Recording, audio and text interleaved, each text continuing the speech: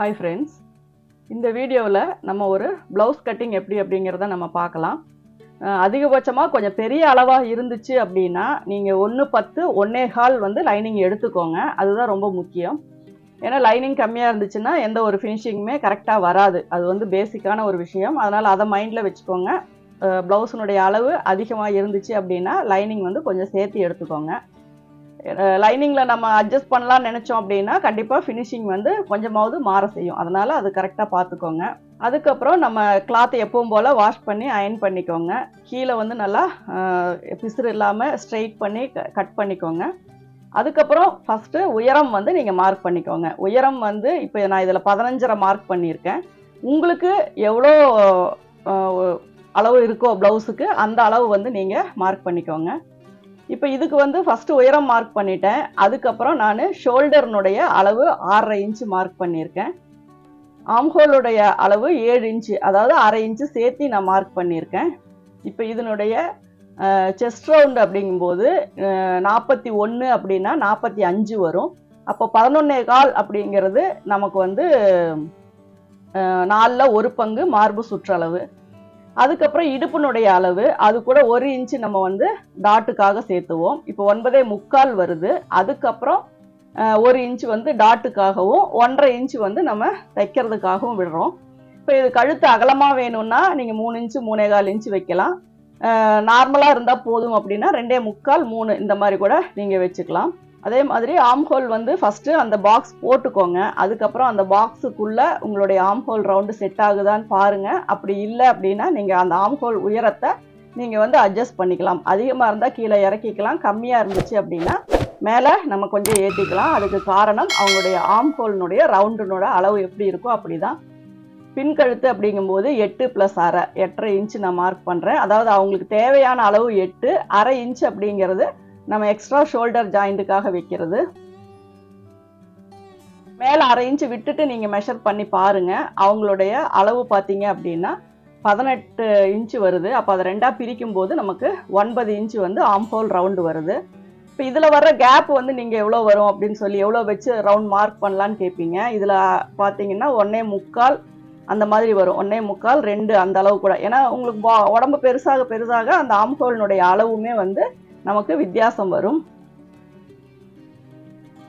இந்த டிஸ்டன்ஸ் பார்த்தீங்கன்னா உங்களுக்கு 1.25 வருது. அதே மாதிரி பேக் வந்து ரொம்ப வைட் ரவுண்டெல்லாம் இல்லை, ஒரு க்ளோஸ் ரவுண்டு தான்.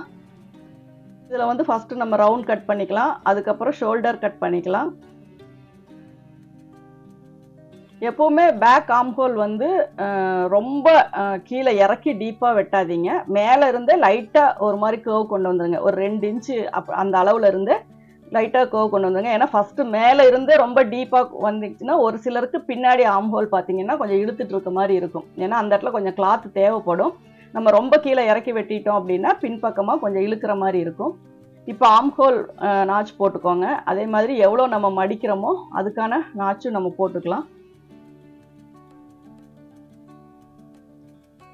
1.25 வந்து நமக்கு அதில் அளவு வருது. நிறைய பேர் கேட்குறது வந்து அந்த ஆம்ஹோல் ரவுண்டு அதை வெட்டுறதுக்கு எவ்வளோ அங்கே வச்சு நாங்கள் ரவுண்ட் போடணும் அப்படின்னு கேட்குறீங்க. அது மேக்ஸிமம் வெட்டினதுக்கு அப்புறம் தான் தெரியும். நீங்கள் வேணால் இப்போ ஒவ்வொரு வீடியோலையும் நான் அதனுடைய அளவு சொல்லும்போது இந்தந்த அளவுக்கு இவ்வளோ அப்படிங்கிறது வேணால் நீங்கள் நோட் பண்ணி வச்சுக்கலாம். சைடில் வந்து 3 இன்ச்சு வைக்கிறோம். அதே மாதிரி டாட்டுக்காக 1.5 இன்ச்சு, சைடில் 1/2 இன்ச்சு, மேலே 1/4 இன்ச்சு. இது வந்து மேக்ஸிமம் எல்லாத்துக்கும் ஒரே மாதிரி அளவு தான் நம்ம வச்சுட்ருக்கோம்.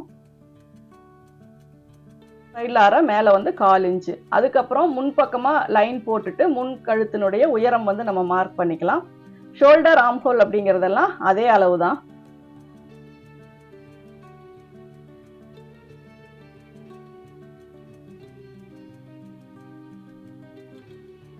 முன்னாடி கழுத்துக்கும் லைன் போட்டுக்கோங்க.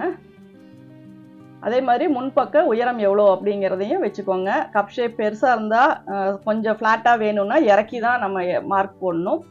அதே ரொம்ப கப் ஷேப் ஃபிட்டிங்காக வேணும் அப்படின்னா கொஞ்சம் அந்த உயரத்தை நம்ம குறைக்கணும். அப்போ தான் வந்து அது ஃபிட்டிங்காக வரும். 5 + 1 6 வச்சுருக்கேன். டாட் டிஸ்டன்ஸ் கண்டிப்பாக 3 3.25 அந்த அளவு தான் வரும். ஏன்னா ஒரு குறிப்பிட்ட 40க்கு மேலே போயிடுச்சு அப்படின்னாவே உங்களுக்கு வந்து அளவு அதிகமாக தான் வைக்கணும். அதே மாதிரி உயரம் வந்து ஒரு பேக் லென்த் அளவுக்கே கூட நீங்கள் வச்சுக்கலாம். அது வந்து உங்களுக்கு ஏற்கனவே நான் சொல்லியிருக்கேன், 1/4 செஸ்ட் வந்து மிடில் வச்சு அதுக்கப்புறம் அதை 2ஆக பிரித்து கீழேயும் சைட்லேயும் கூட நம்ம இறக்கிக்கலாம். அந்த அளவுக்கு நம்ம ரொம்ப அக்யூரேட்டாக பண்ணணும்னு இல்லை. உங்களுக்கு வந்து எப்படி அதனோட மிட் பாயிண்ட் கரெக்டாக தெரியுதோ அதுக்கு தகுந்த மாதிரி நீங்கள் அந்த உயரத்தை வந்து வச்சுக்கலாம்.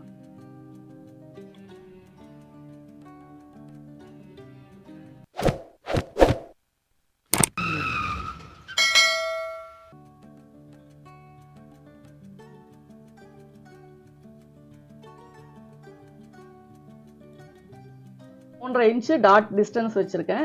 3 இன்ச்சு டாட்டினுடைய அளவு வச்சுருக்கேன். உயரம் பார்த்தீங்கன்னா 14.5 இன்ச்சு நான் வச்சுருக்கேன். ஷோல்டர் ஆம்ஹோல் எல்லாமே அதே அளவு தான். ஆம்ஹோல் எட்ஜில் மட்டும் நம்ம ஒரு 1/4 இன்ச்சு மேலே உயரமாக சேர்த்து கட் பண்ணுறோம். நாச்சு வந்து கொஞ்சம் தள்ளி போட்டுக்கலாம். பேக் தட்டை எடுத்துருங்க.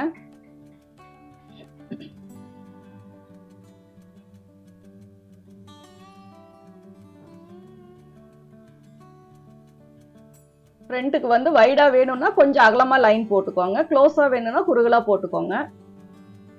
இப்போ நம்ம ஏற்கனவே டாட் போட்டு வச்சுருக்கிறது எல்லாத்தையுமே கோடு போட்டு கனெக்ட் பண்ணிக்கலாம். இந்த இடத்துல ஆம்ஹோல் டீப் வந்து நம்ம கட் பண்ணிக்கலாம். இந்த அவுட்லைன் பார்க்கும்போதே உங்களுக்கு ஓரளவுக்கு ஒரு ஷேப் வந்து ஃப்ரண்ட் போர்ஷனுக்கு நமக்கு செஸ்ட் ரவுண்டோட அது செட் ஆகுமா அப்படிங்கிறது அந்த அமைப்பு பார்க்கும்போதே உங்களுக்கு தெரியும். அதாவது ஃப்ரண்ட் நெக்கினுடைய அந்த அளவு, அந்த மார்க்கிங், அதே மாதிரி ஆம்ஹோலு, கப் ஷேப்பினுடைய இதெல்லாம் பார்க்கும்போதே அந்த இது யாருடைய அளவோ அவங்களுக்கு இது செட் ஆகுமா அப்படிங்கிற ஒரு மைண்ட் செட் நமக்கு வந்துடும். ஏன்னா ஆம்ஹோலுக்கும் நெக்குக்கும் சம்மந்தம் இல்லாமல் இருந்துச்சுன்னா என்ன ஆகுனா ஆம்ஹோல் ரொம்ப டீப்பாக கீழே போயிடும், இல்லாட்டினா ரொம்ப அவுட்டரில் போயிடும். அந்த மாதிரி எல்லாம் ஒரு இமேஜை பார்க்கும்போதே, நம்ம வரைஞ்சதை பார்க்கும்போதே நம்மளுக்கு வந்து அது கரெக்டான இதில் இருக்கா அப்படிங்கிறது நமக்கே தெரியும். அப்போ அந்த மாதிரி நீங்கள் கொஞ்சம் கொஞ்சம் சில விஷயங்கள், நுணுக்கங்கள் வந்து நீங்கள் தெரிஞ்சுக்கணும். ஒரு பேக் தட்டை பார்க்கும்போது இதில் ஏதோ ஒரு மிஸ்டேக் இருக்குது, ஃப்ரண்ட் தட்டை பார்க்கும்போதே இதை வந்து அதில் அந்த பேக் தட்டு வச்சு கட் பண்ணதுனால இதில் ஏதோ ஒரு மிஸ்டேக் இருக்குது அப்படிங்கிறது எல்லாமே நமக்கு வந்து அதில் இருக்க இன்வால்மெண்ட் பொறுத்து தான். எந்த அளவுக்கு அதில் நம்ம சின்சியராக நம்ம பண்ணும்போது நமக்கு அதில் இருக்க சின்ன சின்ன மிஸ்டேக் கூட இது இந்த இடத்துல இது தப்பாக தான் இருக்குது அப்படிங்கிறது நமக்கு தெரியும். அதனால் அதுக்காக நீங்கள் வெட்டும் போதே கொஞ்சம் கவனமாக அதை எங்கெங்கே என்னென்ன ஷேப் வருதுங்கிறத கவனித்து நீங்கள் கட் பண்ணுங்கள். அதே மாதிரி நாச்சு போடுறதுக்கு முன்னாடி அந்த இடத்துல அளந்து பார்த்துட்டு நாச்சு போடுங்க. அதே மாதிரி இந்த டிஸ்டன்ஸ் வந்து ரொம்ப முக்கியம். ரொம்ப தள்ளி போயிடுச்சு அப்படின்னா டாட்டே அவுட்டரில் போன மாதிரி ஆயிரும். சைடில் பார்த்தீங்க அப்படின்னா நமக்கு வந்து எவ்வளோ டாட் எந்த போர்ஷன் வரைக்கும் ஃபஸ்ட்டு நமக்கு உடம்புல தெரியும். உள்பக்கமாக போகிற கிளாத்துக்கு வந்து நான் இப்போ லைன் போட்டுட்டேன். இதுக்கப்புறம் இருக்கிறது போர்ஷன் மட்டும்தான் நமக்கு வந்து மிடில்ல வரும். அப்போ அந்த இடத்த வந்து நம்ம கரெக்டாக வச்சு டாட் போடும்போது நம்ம செஸ்ட்டுக்கு சென்டர் பாயிண்ட்ல அது கவர் ஆகுமா அப்படிங்கிறது தான் ரொம்ப முக்கியம். அப்போ 3.5 வச்சிருக்கேன் நான். அதில் அதை நகத்தில் நல்லா ப்ரெஸ் பண்ணிட்டாவே உங்களுக்கு வந்து அந்த சென்டர் பாயிண்ட்டு நல்லாவே தெரியும். இதில் வந்து ஒரு 1.5 இன்ச்சு நான் வந்து வைக்கிறேன். இப்போ இதை கிராஸ் பண்ணி நம்ம கட் பண்ணிக்கலாம்.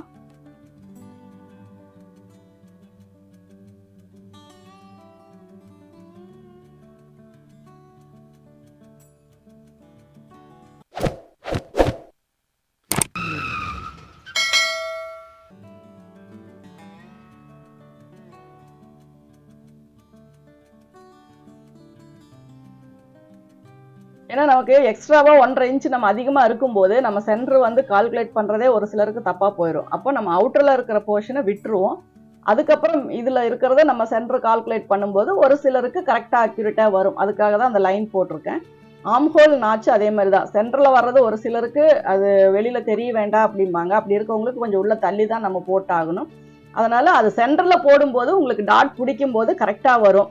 கொஞ்சம் அவுட்டரில் போச்சு அப்படிங்கும்போது ஒரு சைடு ஏற்றி தாத்தி வர மாதிரி இருக்கும். அவ்வளோதான் வித்தியாசம். மற்றபடி எங்கே வேணாலும் அந்த ஆம்ஹோல் டாட் நம்ம பிடிச்சிக்கலாம். நிறையா பிடிச்சிங்க அப்படின்னா முன்னாடி வந்து லைன் வர ஆரம்பிச்சிடும். இப்போ யோக்குக்கு வந்து நம்ம கட் பண்ணணும். அது யோக்குக்கு கிளாத் வந்து இல்லை அப்படின்னா ஸ்லீவ் கட் பண்ணினதுக்கப்புறம் அதில் மீதி வர்றதை நம்ம யோக் கட் பண்ணிக்கலாம். ஏன்னா இது ஸ்லீவுமே பார்த்தீங்கன்னா ஆம்ஹோல் ரவுண்டு வந்து ரொம்ப 9 இன்ச் வருது. அப்போ துணியும் கொஞ்சம் அதிகமாக தேவைப்படும். இப்போ அதுக்கு தகுந்த மாதிரி நம்ம மெஷர் பண்ணி கால்குலேட் பண்ணி கட் பண்ணிவிட்டு அதுக்கப்புறம் யோக் வெட்டிக்கலாம். சப்போஸ் யோக்குக்கு துணி பத்தலை அப்படின்னா வேறு ஒரு பிங்க் கலர் கிளாத்தில் நம்ம வந்து அதை கட் பண்ணிக்கலாம். கையினுடைய நீளம் பார்த்தீங்கன்னா 8.5 இன்ச்சு. இதில் நான் அப்ராக்சிமேட்டாக ஒரு 4 இன்ச் வைக்கிறேன். 4.5 வர மாதிரி வச்சுருக்கேன். ஏன்னா இதை நம்ம கட் பண்ணும்போது கொஞ்சம் அந்த ரவுண்ட் ஷேப்புக்கு தகுந்த மாதிரி நம்ம முன்னாடி கூட கொஞ்சம் வளைச்சி நம்ம கட் பண்ணிக்கலாம். இப்போ இதில் 9 இன்ச்சுக்கு நம்ம ஆம்ஹோல் 1/2, அதாவது ஆம்ஹோல் ரவுண்டில் பாதி மார்க் பண்ணிக்கலாம். கையினுடைய சுற்றளவு எவ்வளோன்னு பார்த்து அதில் பாதி நீங்கள் மார்க் பண்ணிக்கோங்க. இப்போ 15.5 அப்படிங்கும்போது 7.25 வந்து நம்ம மார்க் பண்ணியிருக்கோம்.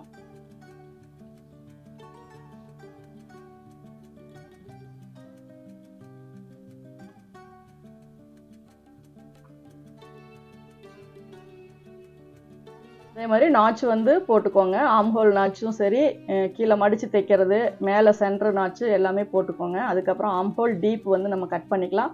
மேக்ஸிமம் டீப் வந்து நம்ம ஓப்பன் பண்ணியே கட் பண்ணுவோம். அப்போ தான் வந்து உங்களுக்கு அந்த இது வந்து கரெக்டாக வரும். அந்த இடத்துல நம்ம கொஞ்சம் ரொம்ப ஸ்ட்ரெயிட் பண்ணி வளைச்சிட்டோம் அப்படின்னாவே அந்த ஷோல்டர் கிட்ட அந்த லூஸ் வர ஆரம்பிச்சிடும், ஒரு மாதிரி தூக்கிட்டு இருக்கும். அதனால அதை மேல இருந்தே நம்ம லைட்டா கிராஸ் பண்ணி கொண்டு வந்தோம்னா அது நம்ம சடனா எந்த இடத்தையும் பெண்ட் பண்ணாம கொண்டு வந்தோம் அப்படின்னா தான் அந்த ஃப்ரண்ட் போர்ஷன் வந்து நமக்கு கரெக்டா சீட்டிங் ஆகும். அதே மாதிரி பேக் ஆர்ம் ஹோல்லையும் துணி நிறைய விட வேண்டாம், அப்புறம் அந்த இடத்துலயும் லூஸ் வர ஆரம்பிச்சிரும்.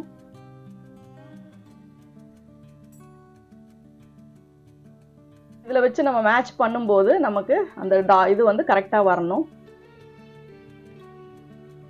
இப்போ வந்து இதுக்கு நம்ம யோக் வந்து கட் பண்ணிக்கலாம்.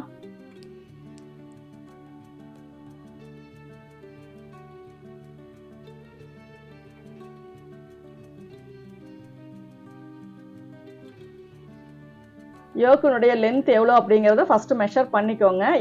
எல்லா பிளவுஸுக்குமே இதே மாதிரி தான் நம்ம மெஷர் பண்ணுவோம். இடுப்பு சுற்றளவும் யோக்கினுடைய மேலே ஃப்ரண்ட்டினுடைய அளவும் ஒரே அளவாக இருக்கா அப்படிங்கிறத பார்த்துக்கோங்க. 12.5 இன்ச்சு வந்து நான் அதில் அளவு எடுத்திருக்கேன். 3 இன்ச்சுங்கும் போது 1.5 இன்ச்சு சேர்த்து 4.5 இன்ச் வச்சுக்கோங்க.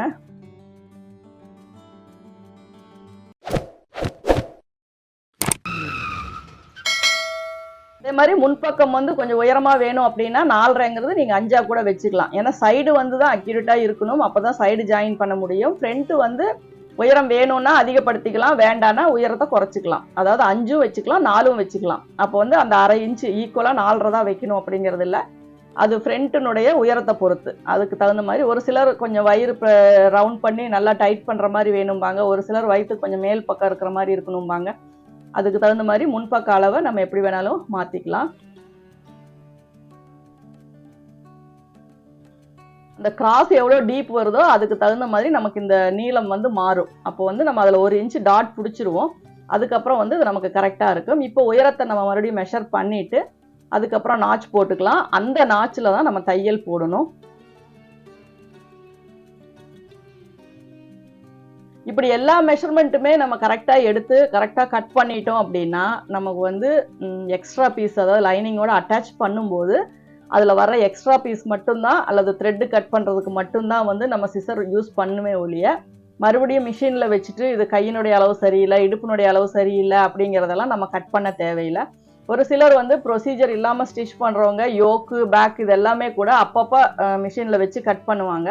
ஏன்னா அது வந்து நம்மளே தைக்கிறோம் அப்படிங்கும்போது அது ஓகே. ஆனால் ஒருத்தருக்கு கட்டிங் போட்டு கொடுத்து அவங்க தைக்கும்போது நான் போடுற அளவுகள் எதுவுமே மிஸ் ஆகாமல் எனக்கு கரெக்டாக வரணும் அப்படின்னா நம்ம வந்து இந்த மாதிரி ப்ராப்பராக எல்லாத்தையுமே நம்ம வந்து கட்டிங் போட்டு கொடுக்கணும். இந்த வீடியோ உங்களுக்கு பிடிச்சிருந்தா லைக் பண்ணுங்கள், ஷேர் பண்ணுங்கள். Thank you viewers.